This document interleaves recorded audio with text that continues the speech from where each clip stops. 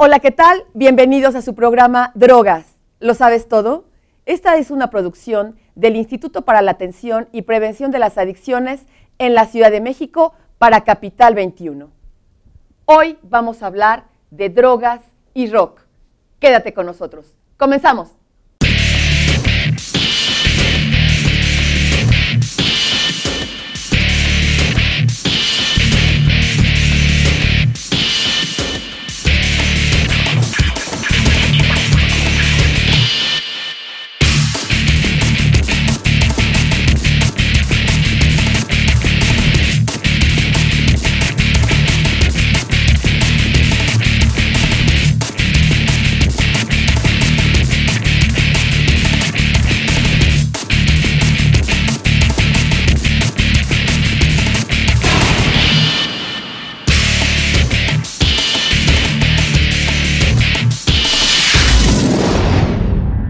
Ya estamos en el programa y hoy nos acompaña el doctor Mario Domínguez Alquicira, quien es psicoanalista y especialista en adicciones y catedrático en la Universidad La Salle.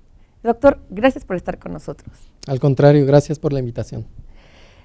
Doctor, el rock y el consumo de drogas pareciera que hacen una mancuerna que pudiera ser mediática también, muy fuerte entre jóvenes.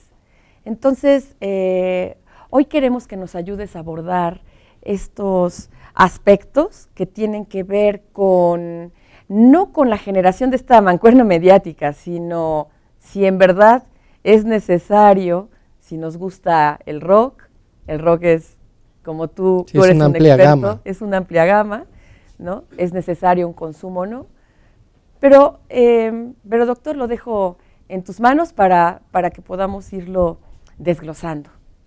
Ok, bueno, en primer lugar habría que señalar que el rock es una manifestación cultural, artística, principalmente asociada con los jóvenes, que ha revolucionado el siglo XX. Es una propuesta más bien contestataria, subversiva, y quizá desde ese punto de vista es que se ha ido asociando con revueltas juveniles, con protestas, con contracultura, pero es más bien, como bien señalas, una estigmatización, porque las drogas están presentes en todos los ambientes, y el rock en la actualidad, bueno, tiene también muchísimas vertientes. Habría que ver qué entendemos por rock. Sí. Hace rato hablábamos de una gama muy bien diversificada, que puede ir desde el blues, el folk, pero bueno, hay muchísimos géneros dentro del rock, y no por eso precisamente rock y drogas tendrían que ser sinónimos, ¿no? Porque las drogas han estado presentes desde los orígenes de la humanidad misma.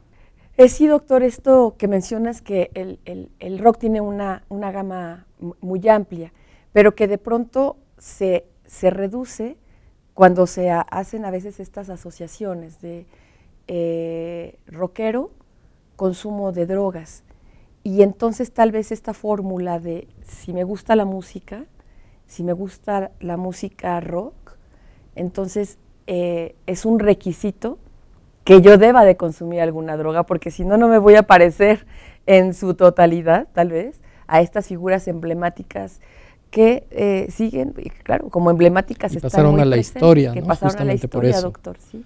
Sí, apenas acaba de salir un documental sobre Janis Joplin, La Chica Azul. Sí. Y bueno, son precisamente estas figuras, Janis Joplin, Jimi Hendrix, Jim Morrison, Kurt Cobain, sí. Los del Club de los 27, ¿no? Sí. Que murieron precisamente a esa edad, en la mejor etapa de su carrera, en plenitud, y suele asociarse justamente, debido a esto, el rock con el consumo de sustancias. Pero bueno, no necesariamente. Yo conozco mucha gente aficionada al rock que no necesariamente consume ningún tipo de drogas. Yo mismo soy asiduo al rock y a los espectáculos que tienen que ver con el rock, y no consumo drogas ilegales, ¿no? No tendría que haber una sinonimia, digamos, una equivalencia entre consumo de drogas y el gusto por la música rock, necesariamente. Sí, eso es como en cuanto a una idea de imagen, ¿no, doctor? De construir como estas figuras de como bien dices, no necesariamente. Sin embargo, a veces en algunos trabajos de investigadores que han indagado un poco más sobre cuáles son las preocupaciones que tienen nuestros jóvenes, la población juvenil de por lo menos de nuestra Ciudad de México, y encontramos estas asociaciones de si a mí me gusta el rock, pero a lo mejor me falta el elemento consumo, a lo mejor si consumo alguna droga puedo ser mejor rockero, ¿no? Entrar mejor dentro del cliché, quizá, del estereotipo. Quizá, doctor, ¿no? Okay. ¿No? Entonces, como si en verdad sí se requiere, si es no lo veo como un requisito, Bien. digámoslo así, porque justamente empecé diciendo que el consumo de sustancias está expandido en muchos ámbitos de la sociedad y no necesariamente tienen que ver con el ámbito del rock o de la música que le gusta a los jóvenes. O sea, en todas las edades se consumen sustancias. Pensemos, por ejemplo, en los salones de baile, ¿no? En donde hay ya personas arriba de los 60, 50 años y ahí el alcohol corre a raudales. O sea, no estamos hablando de una sustancia como específica de un determinado grupo de edad o de un determinado sector de la sociedad al que le gusta un cierto tipo de música. Sin embargo, por esto que tú has mencionado, creo que sí hay una cierta correlación que no tiene por qué ser, pienso, equivalente, ¿no? Sí. Generar, por ejemplo, esta sinonimia entre joven igual a consumidor, claro, o desviado o delincuente. Sí. Sin embargo, sabemos nosotros que el consumo de drogas se da precisamente, el inicio del consumo de drogas se da precisamente a edades pues que rondan digamos la adolescencia, ¿no? Y quizá es por eso que podamos hacer este tipo de asociaciones. Sí, que son, de pronto que son frecuentes.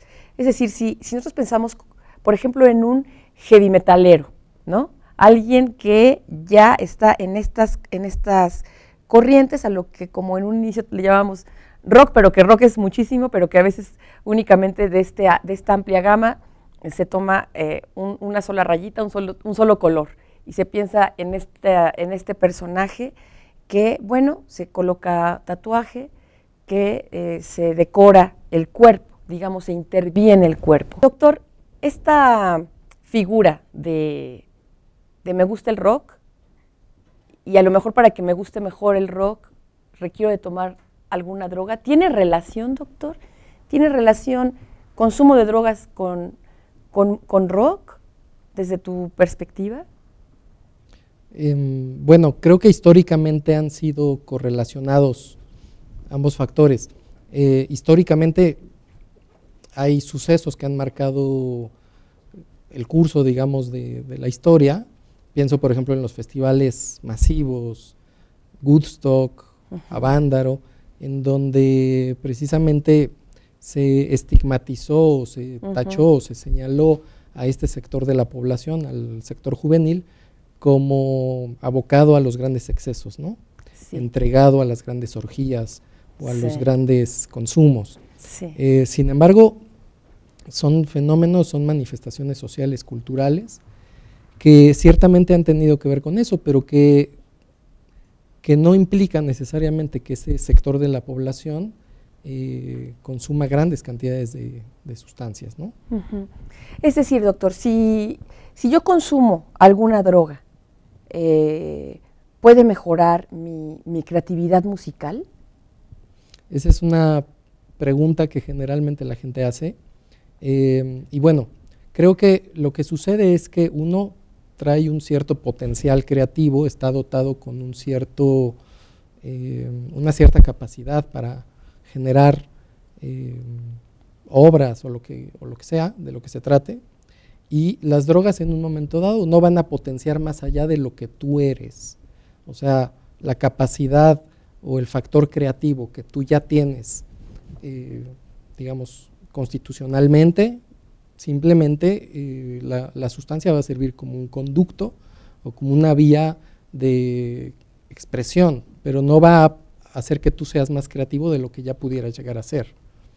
Y esto, independientemente de la droga de que se trate, doctor, o sea, es decir, si no hay alguna sustancia excepcional que me pueda ayudar a que yo sea tenga más potencia en mi creatividad. Bueno, hay ciertas drogas que se usaron en ciertos momentos, en ciertas décadas precisamente, pensando en esta exploración, en esta búsqueda, en esta expansión de la conciencia. Pienso en todas las drogas psicodélicas, ¿no? En la época, por ejemplo, del boom de la psicodelia, hablando, por ejemplo, de los años 60, en donde muchos de los consumidores empezaron a explorar con drogas como LSD, pensando justamente en esta posibilidad de búsqueda interna o de expansión de las fronteras de la conciencia.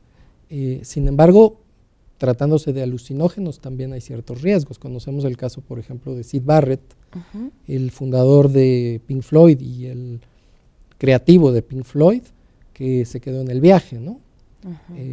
Precisamente fue un músico muy famoso y muy sonado por ese caso.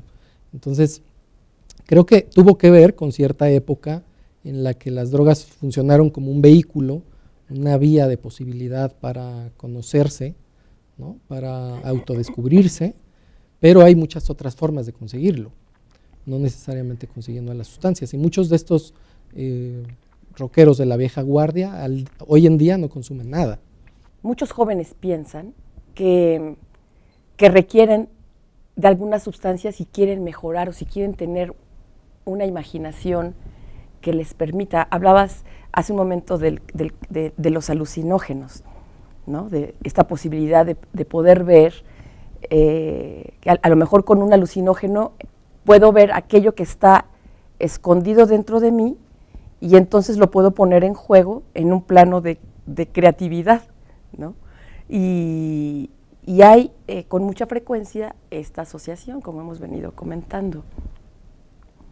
Por eso te preguntaba que si era de alguna manera un requisito que para poder tener estas posibilidades creativas en la música se tuviera que recurrir al consumo de alguna sustancia.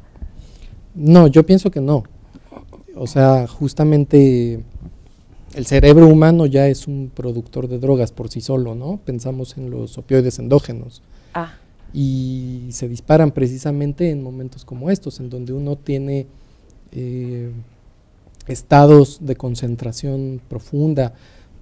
Por ejemplo, si uno practica meditación o respiración o ese tipo de cosas, yoga, estos opioides endógenos igualmente se activan. ¿Opioides endógenos? Sí, son las endorfinas, que son drogas naturales que el cerebro ya de por sí produce y que funcionan precisamente para alcanzar ciertos estados de conciencia. Uno podría alucinar incluso sin drogas exógenas. Es lo que hacen los yogis, por ejemplo, ¿no? Gente que alcanza niveles de meditación tan profunda que puede conseguir esos estados, esos trances, digamos, o esos estados alterados de conciencia.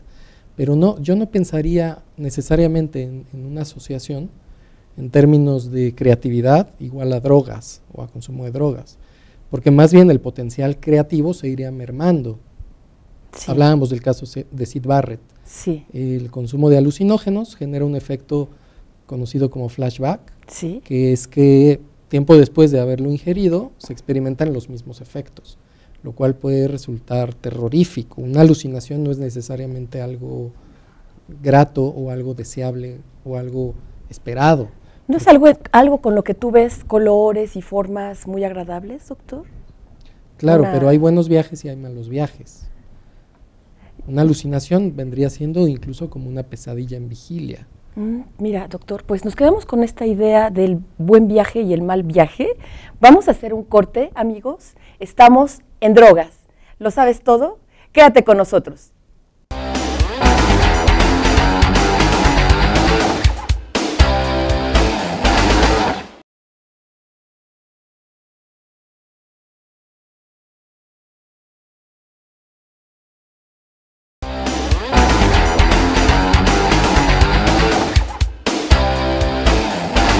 Ya estamos de regreso en Drogas. ¿Lo sabes todo? Estamos hablando de drogas y rock. Estamos hablando con el doctor Mario Domínguez Alquicira. Doctor, nos quedamos en el bloque pasado con el buen viaje o el mal viaje, hablando de alucinógenos, que tienen que ver con esta idea de los necesito o no para poder convertirme en un buen rockero. Claro, esta idea del buen rockero no sé hasta qué punto corresponda con la realidad.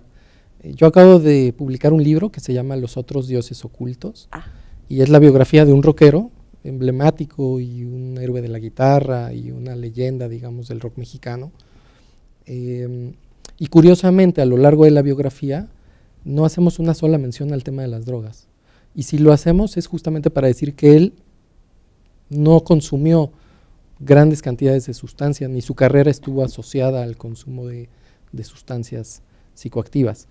De hecho, tiene una canción que se llama Mis Drogas, se trata de un artista llamado Harris Margali, en donde él habla justamente de sus drogas endógenas, de sus opioides endógenos, de estos que ya estábamos hablando, de las drogas naturales que ya de por sí el cerebro produce. Entonces no tiene por qué haber, creo, necesariamente esta relación entre joven, rock, igual a consumo, desviación, delincuencia, adicción. Sí. No necesariamente, porque igual hay otras manifestaciones musicales actualmente muy en boga entre los jóvenes. Pienso en el reggaetón, por ejemplo, en donde se sabe que se consumen inhalantes, por ejemplo, ¿no? Sí. Entonces, no creo que actualmente incluso el rock tenga que ser necesariamente asociado con el tema de las sustancias. Tenemos, por ejemplo, figuras, doctor, como de estas emblemáticas, como la de Mick Jagger, ¿no?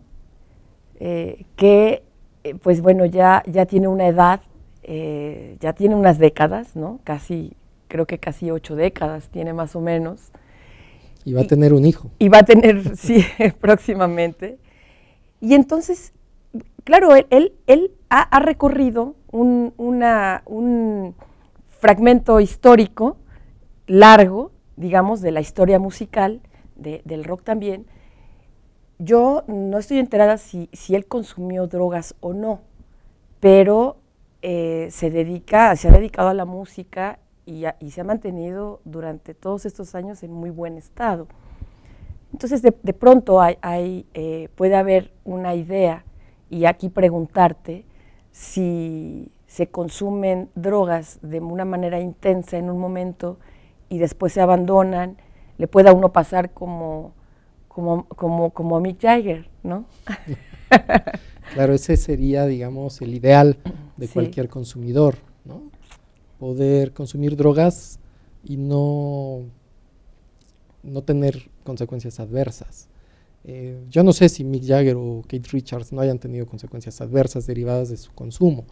Keith Richards, el guitarrista de Rolling Stones, precisamente publicó su autobiografía llamada Live, y habla de todos los excesos, de todas las drogas que llegaron a consumir, heroína, cocaína, etcétera, ¿no? Y bueno, aparentemente salieron indemnes, pero no hay drogas inocuas.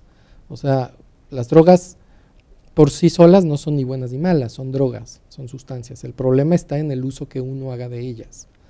Y eventualmente las drogas pasan factura, eso lo sabemos, o sea, generan efectos adversos, generan dependencia, y eso que ni qué, o sea, eso no hay vuelta de hoja, pues, ¿no? Sí. Sin embargo, hay niveles de consumo. Sí.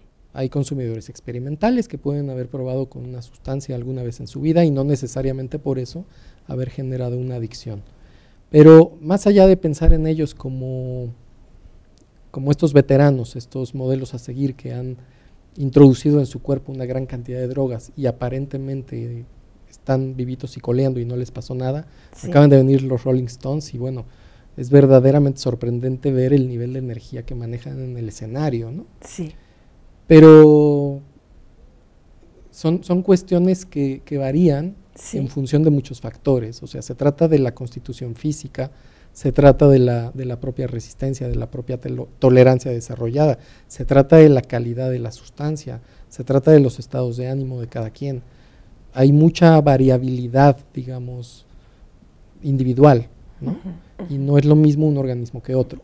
En su biografía, precisamente, Keith Richards revela el secreto de cómo le hizo para consumir tantas toneladas de sustancias sin tener estos efectos adversos, y lo que él dice es que se debió a que consumían cocaína de la mejor calidad. Sí, una droga de buena calidad. Exacto.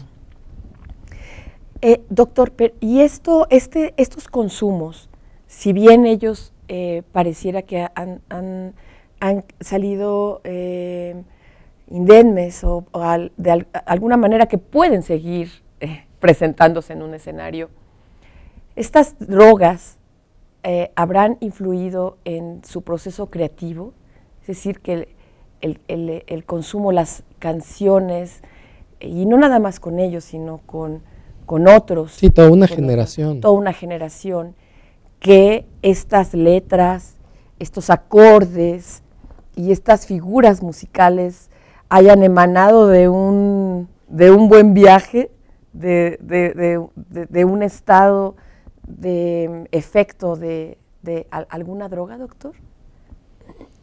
Bueno, incluso hay ciertos escritores que no se conciben sin el consumo. Pienso en Bukowski, por ejemplo, un escritor norteamericano célebre, muy famoso, pero también por ser un gran alcohólico, un gran bebedor. Y su escritura es una escritura etílica, no se concibe sin el consumo de alcohol, por ejemplo. Sí. Hay varias películas respecto a Bukowski, una de ellas se llama Barfly, Mosca de Bar. Sí. Y sí, o sea, en la historia, digamos, de estos músicos o de estos escritores célebres, las drogas han estado presentes, muchas veces como esas musas inspiradoras. El mismo Eric Clapton, por ejemplo, ¿no? Tiene incluso una droga llamada cocaína. Pero muchos de ellos también ya las dejaron. Sí. O sea, fue como parte de un proceso creativo en donde experimentaron, y fue parte de una época, de una década prodigiosa que fue la de los 60, en donde se experimentó con muchas de estas sustancias psicodislépticas. Hablamos de los alucinógenos precisamente, porque hubo toda una corriente de rock progresivo que tuvo que ver con la psicodelia, con el rock psicodélico, digámoslo así. Sí, porque incluso, doctor, no nada más para aquellas personas que se han acercado a la música como intérpretes, sino como escuchas, no quisiera decir como aficionados o no, sino como verdaderos personas con un gusto muy fuerte por un cierto tipo de música, y entonces que se requiera del consumo de alguna droga, a ver si esa música puede llegarme más profundo o puede pegarme más o puede llegarme más adentro. La música de por sí yo pienso que funcionaría como una droga, en la medida en que puede despertar los sentidos, puede poner la sensibilidad a flor de piel y puede tocar fibras muy sensibles. El arte en sí mismo creo que podría funcionar como una droga, si uno lo ve en ese sentido. No se requerirían ya agentes externos para sentir el arte o escuchar la música, apreciarla en toda su dimensión. Claro que mucha gente lo hace con esos fines, pero pienso que no es necesario. La música ya de por sí es algo que se puede disfrutar estando en tus 5 sentidos, ¿no? Sí. En del libro que nos acabas de mencionar, doctor, Los otros dioses ocultos, en esta indagación que tú hiciste sobre un personaje, debiste haberte encontrado con algunas otras figuras que puedan ser contrastantes o que de alguna manera puedan estar en esta misma línea de expresividad, de creación, de interpretación. ¿Te encontraste con datos que te den el consumo de alguna droga como importante, como fundamental para haber podido constituirse y construirse como una figura musical, doctor? Bueno, en la historia del rock más bien lo que ha ocurrido es que quienes han experimentado o quienes han entregado al consumo de ciertas sustancias han conocido también sus efectos deletéreos, nocivos, perjudiciales, han hecho canciones dedicadas a las sustancias y han hablado también de los riesgos, ¿no? Muchos de ellos. El caso del libro que yo escribí es la biografía de Harris Margali, que fue guitarrista de Jaguares, Sí. y ahí el referente más inmediato es Saúl Hernández, que había experimentado o había consumido de alguna manera cocaína. Incluso le dedica una canción llamada Sí. Piedra. Sí. Y él mismo habla de esa época como un periodo oscuro que pudo rebasar y trascender y superar, y después dedicarse más bien a un despertar de la conciencia o a una interiorización, digamos, de su ser, en fin. Uh-huh. Pero ciertamente, o sea, quienes lo han hecho, más bien después han podido hablar de los efectos nocivos o perjudiciales. Doctor, en esta idea que nos diste hace un momento al inicio del programa sobre los opioides endógenos, que también son estos elementos de endorfinas. ¿Estas endorfinas se producen con el ejercicio también? ¿Hay alguna otra posibilidad de más allá de la meditación, de estas disciplinas mentales como el yoga, bueno, mentales y corporales como el yoga, como estos ejercicios de mucha concentración, se pueden generar de alguna otra manera, doctor?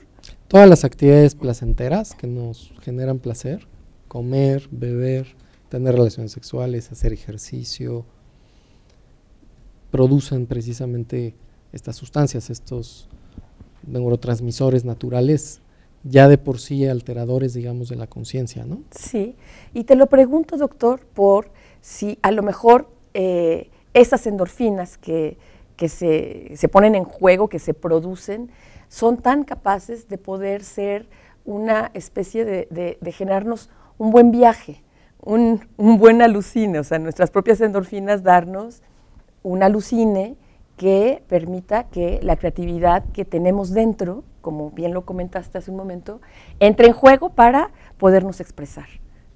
Claro, y también conozco muchos artistas en esa línea, que han generado obras magistrales a partir del autoconocimiento, digamos, de la exploración de su ser interior, y que no han requerido de sustancias externas para llegar a esos niveles de expansión de la conciencia, ¿no? Doctor, muchas gracias por habernos acompañado para hablar de este programa y de este tema del que todavía habría que hablar mucho más, ¿no? Habría que ampliarlo. El rock es adictivo. El rock es adictivo. Y te dejo una pregunta. En Drogas, ¿lo sabes todo? Hasta la próxima.